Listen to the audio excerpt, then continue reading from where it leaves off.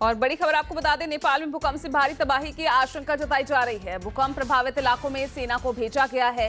नेपाल के डोटी में भूकंप से एक मकान गिरा है और मकान गिरने से 6 लोगों की मौत हो गई है। आपको बता दें कि नेपाल में भूकंप के झटके महसूस किए गए। हालांकि इसका असर भारत में भी साफ तौर पर देखने को मिला, लेकिन एपिसेंटर नेपाल रहा। और नेपाल के डोटी से बुरी खबर ये कि एक मकान गिरा है भूकंप की वजह से, और मकान गिरने से 6 लोगों की मौत हो गई है, जबकि 5 लोग घायल बताए जा रहे हैं। फिलहाल भारी तबाही की आशंका जताई जा रही है और एहतियातन जो नेपाल में प्रभावित एरियाज हैं वहां पर अब सेना को भेजा गया है। और देखिए, भूकंप के झटकों के बाद से, क्योंकि तीव्रता 6.3 आंकी गई थी, तो ऐसे में लोगों में भी काफी डर का माहौल देखने को मिल रहा है। और जो भूकंप प्रभावित इलाके हैं वहां पर सेना को भेजा गया है। हालांकि इसका असर भारत में भी, खासतौर से दिल्ली एनसीआर, यूपी, बिहार, उत्तराखंड, यहां पर भी देखने को मिला। किसी तरह के जानमाल के नुकसान की खबर नहीं है, लेकिन लोग सहम गए, खासतौर से वो जो देर रात उठे हुए थे, ऑफिस में थे या घर में जागे हुए थे। वो लोग अपने ऑफिस से बाहर आ गए, घर से बाहर आ गए। और कुछ तस्वीरें भी सामने आई थी सीसीटीवी में, किस तरह से देर रात धरती हिली, और वो तस्वीरें भी कैमरे में कैद हुई है। लेकिन नेपाल से खबर ये आ रही है कि भारी तबाही की आशंका है, क्योंकि जिस तरह की तीव्रता का भूकंप आया है, भारी तबाही हो सकती है, ऐसी आशंका जताई जा रही है। देखिए, कुछ तस्वीरें भी देर रात की सामने आई। देर रात 1:57 पर जब भूकंप के तेज झटके महसूस किए गए थे। तो ये देखिए, नोएडा की तस्वीरें हैं। ऑफिस में जो लोग काम कर रहे थे उस वक्त तेज झटके महसूस हुए और तुरंत लोग बिल्डिंग से बाहर आ गए। लोगों के बीच कौतूहल साफ तौर से देखा जा सकता है। और नेपाल में भूकंप के झटकों से दर्जनों घर तबाह हुए हैं। ऐसी भी खबरें लगातार आ रही है। फिलहाल जो भूकंप प्रभावित एरियाज हैं वहां पर सेना को भेजा जा रहा है। खासतौर से जो एक खबर आई है नेपाल के डोटी से, जहां एक घर गिरा है, 6 लोगों की मौत और 5 घायल।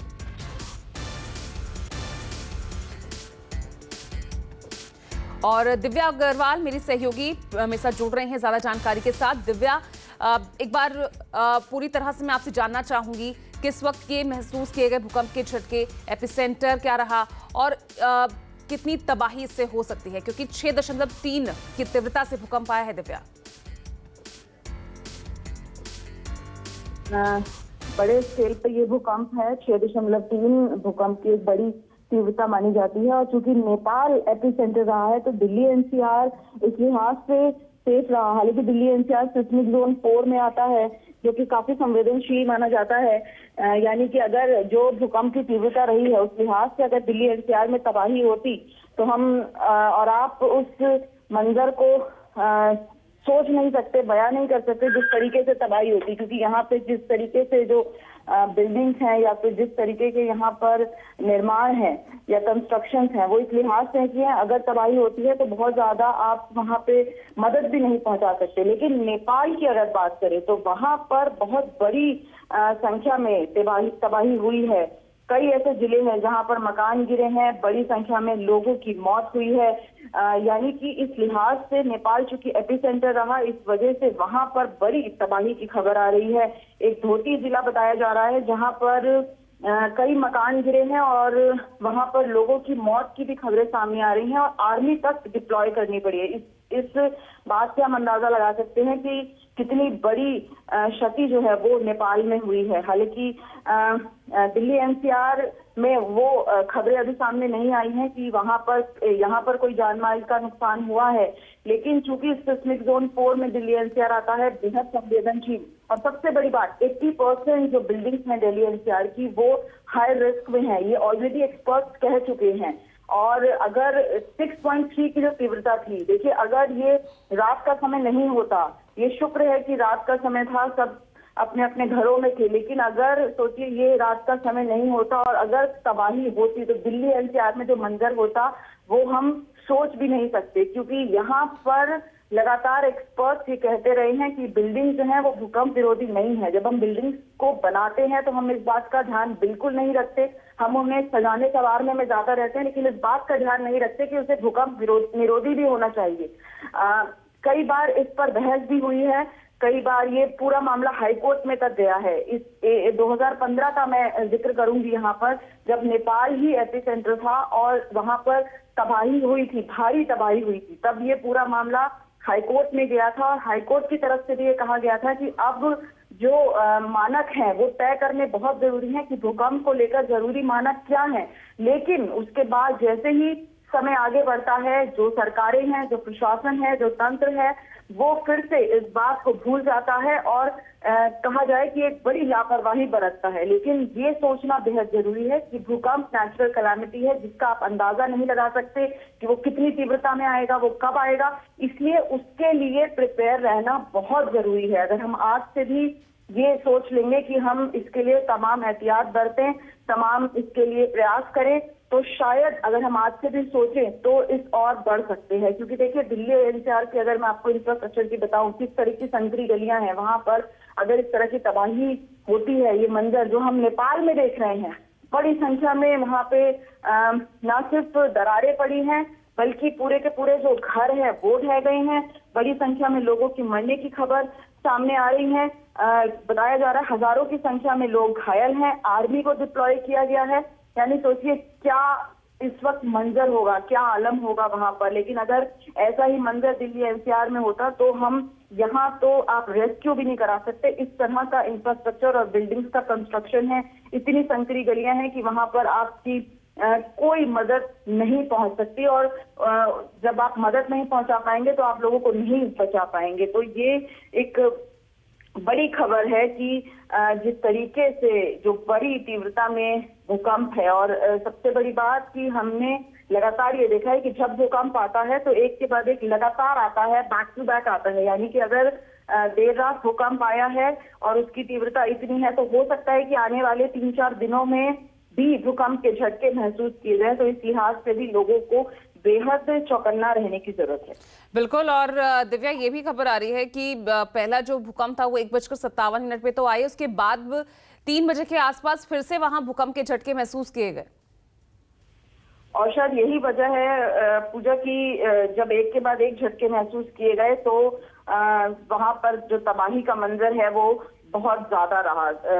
6.3 एक बड़ा रिक्टर स्केल होता है और जिस तरीके से ये रिक्टर स्केल है वहां पर तबाही का मंजर बहुत ज्यादा देखा जा रहा है। बड़ी संख्या में लोगों के जो घर हैं वो ढहे हैं, लोगों की मौत की खबरें सामने आ रही हैं, बहुत से लोग घायल बताए जा रहे हैं हजारों की संख्या में। अभी जो मौत की खबरें हैं वो उसका आंकड़ा धीरे धीरे बढ़ता नजर आ रहा है और यही वजह है कि तुरंत वहां पे जो रेस्क्यू ऑपरेशन है उसे शुरू कर दिया गया है। जो डिजास्टर कंट्रोल है वो वहां पर अब तुरंत वहां टुकड़ियां पहुंच रही हैं, एनडीआरएफ की टीम्स पहुंच रही हैं, आर्मी को डिप्लॉय किया गया है।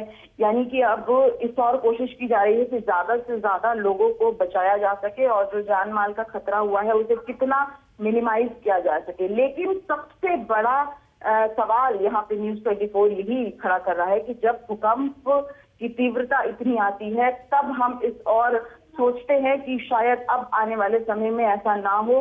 क्यों हम भूकंप निरोधी बिल्डिंग्स की शुरुआत नहीं करते? क्यों हम इस और ध्यान अपना नहीं लगाते कि कोई एक ऐसा जरूर नॉर्म्स बनने चाहिए जिसके अंडर रहते ही आगे आने वाले समय में बिल्डिंग्स बनाई जाए, क्योंकि ये एक बड़ी कलामिटी है और ये नेचुरल कलामिटी है। इसे आप किसी भी लिहाज से टाल नहीं सकते और ना ही इसका अंदाजा लगाया जा सकता है कि ये कब होगा, कितनी बड़ी पैमाने पे होगा। इसीलिए जरूरी है कि हम पहले से ही इसके लिए बचाव के तरीके अपनाएं और अपने आप को प्रिपेयर रखें। बिल्कुल। और लगातार देखिए अपडेट्स में आपको दिखा रहे हैं भारी तबाही की आशंका नेपाल में इस भूकंप की वजह से जो है जताई जा रही है। 6 लोगों की मौत हो गई है। डोटी में एक मकान गिरा है और यहाँ पर आपको बता दें कि मकान गिरने से 6 लोगों की मौत, जिसमें एक महिला है, 2 बच्चे भी शामिल हैं। दिव्या हमारे साथ लगातार बनी हुई है। दिव्या, जिस तरह से यहाँ भूकंप के झटके के बाद एक महसूस किए गए, सीधे तौर पर पड़ोसी देश नेपाल और भारत का उसका खास तौर पर असर दिखा है। जिस तरह से देर रात जो लोग जागे हुए थे और जो सो रहे थे उनमें से भी कई ऐसे थे जो जाग गए थे और शायद सोशल मीडिया पर सवाल करते नजर आ रहे थे कि क्या आपने भूकंप के झटके महसूस किए। तो इस तरह के मैसेजेस भी हम सोशल मीडिया पर देख रहे हैं। यानी आप अंदाजा लगा सकते हैं कि उस वक्त 6.3 की तीव्रता से अगर भूकंप आ रहा है तो झटके कितनी तेज महसूस हुए होंगे। दिल्ली एनसीआर में, क्योंकि आप लगातार इस बात पर जोर दे रही हैं कि दिल्ली एनसीआर जोन 4 में आता है, और हम कितने तैयार हैं इस तरह के भूकंप के झटकों के लिए? उससे पहले ये जरूरी है कि अगर इस तरह की हालत हो, इस तरह भूकंप के झटके आ रहे हो, तो तब लोगों को क्या करना चाहिए, इस पर भी रोशनी डालना जरूरी है। बिल्कुल, अब शायद हमें अब जो तबाही हो चुकी है हम उसे नकार नहीं सकते जिस तरीके से नेपाल में हुई है, लेकिन हम इस और इशारा कर रहे हैं कि अगर ये तबाही दिल्ली एनसीआर में हुई होती तो उस मंजर को, उन हालातों को हम बयां भी नहीं कर सकते, क्योंकि यहाँ पर जिस तरीके के बिल्डिंग्स हैं, जिस तरीके का कंस्ट्रक्शन है, जिस तरीके का अवैध निर्माण है, बड़ी संख्या में यहाँ पर इलीगल कंस्ट्रक्शंस हैं और इतनी संकरी गलियां हैं कि वहां पर जो रेस्क्यू टीम्स हैं वो भी नहीं पहुंच सकती है। और जब भूकंप आता है, हमने कोरोना काल में देखा कि बैक टू बैक कई बार भूकंप आया और ये लड़ाई तेज हुई कि अब भूकंप निरोधी जो कानून है या भूकंप निरोधी जो नियम है उन्हें बनाया जाएगा, उन्हें स्ट्रॉन्ग किया जाएगा। लेकिन जैसे जैसे समय बीतता है, इस और सरकार और प्रशासन का ध्यान जो है और जो नजरअंदाजगी है वो सामने आ जाती है। दिव्या, बहुत बहुत शुक्रिया इस तमाम जानकारी के लिए। लगातार अपडेट्स आप तक हम पहुंचाते रहेंगे। फिलहाल एक छोटा सा ब्रेक। नमस्कार, मैं हूं मानक गुप्ता। अगर आपको हमारा ये वीडियो पसंद आया हो तो इसे लाइक और शेयर जरूर करें, और हां, हमें सब्सक्राइब और फॉलो करना ना भूलें ताकि आप देश और दुनिया की कोई खबर मिस ना करें। तो जुड़े रहिए हमारे साथ और देखते रहिए न्यूज़ 24।